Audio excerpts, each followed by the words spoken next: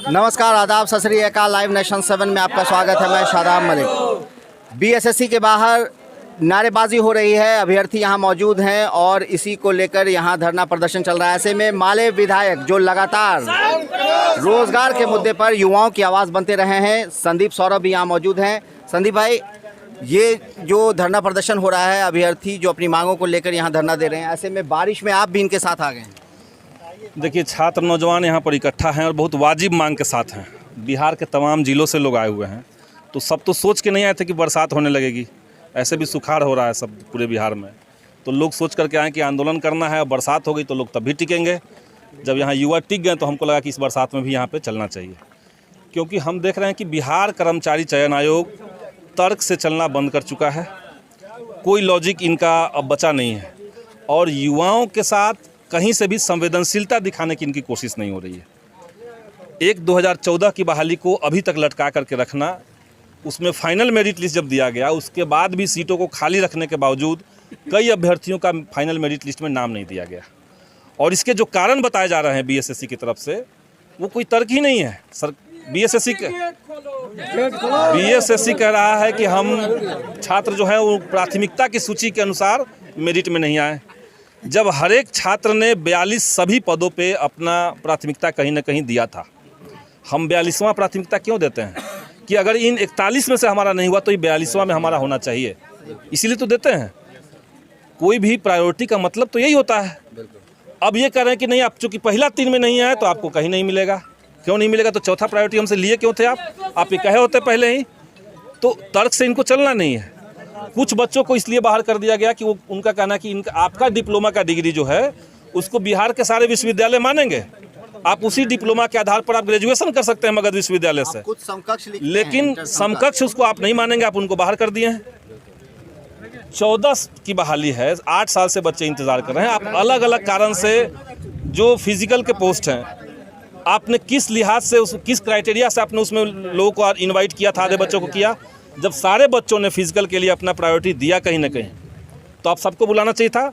तो जो टॉपर्स थे उनको बुलाया फिजिकल में, फिजिकल की 700 से ज़्यादा पोस्ट खाली रह गई और बाकी बच्चों को बुलाया नहीं।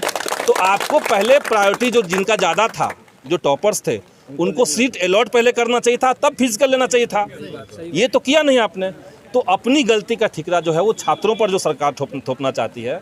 और नीतीश कुमार की सरकार से हम यही कहेंगे, इससे पहले भी एनसीएल को लेकर के कई दफ़ा सरकार के पास हम फिंगरप्रिंट वाले भी हैं, फिंगरप्रिंट वाले भी मामले हैं। जो छात्र खुद कह रहा है कि आप हमारी जांच कीजिए, कोई भी इंक्वायरी आप हमारे ऊपर बैठाइए, हमारी जांच कीजिए, क्योंकि उसको पता है कि उसने फिंगरप्रिंट के साथ साथ उसका वीडियो रिकॉर्डिंग हुआ है, उसने हस्ताक्षर किए हैं, उसने पैराग्राफ राइटिंग किया है। तो इन सारी चीज़ों को आप क्यों नहीं मिला सकते हैं? आपका कोई मशीन में टेक्निकल एरर हो गया, उसके चलते इतने सारे बच्चे का फिंगरप्रिंट पर एफआईआर कर दिया गया। एफआईआर कर दिया गया। थाना जो है वो कह रहा है कि हमको बीएसएससी हमारे साथ कम्युनिकेशन ही नहीं रख रहा है कि हम उनके ऊपर जांच करें, हमको वीडियो फुटेज ही नहीं दे रहा है बीएसएससी। थाना में एफआईआर किया हुआ है।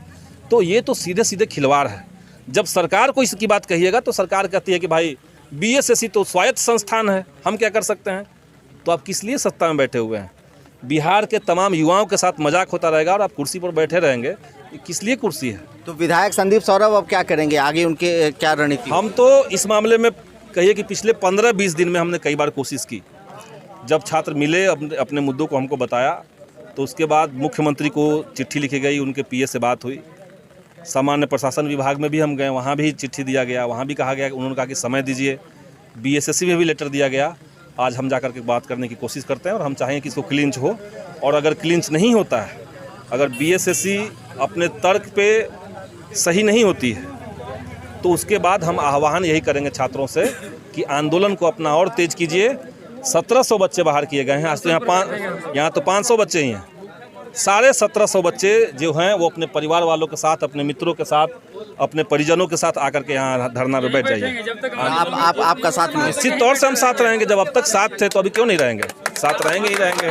तो विधायक संदीप सौरभ ने साफ कर दिया है कि वो लगातार आवाज़ बनते रहेंगे इन युवाओं की, जिन्हें बीएसएससी ने 2014 की उस वैकेंसी से बाहर कर दिया जो लंबे समय से लिमिट है। ऐसे में ये नारेबाजी आपको आवाज़ आ रही होगी। बहरहाल आप बने रहे हमारे साथ। चैनल को सब्सक्राइब नहीं किया तो जरूर कर ले, साथ साथ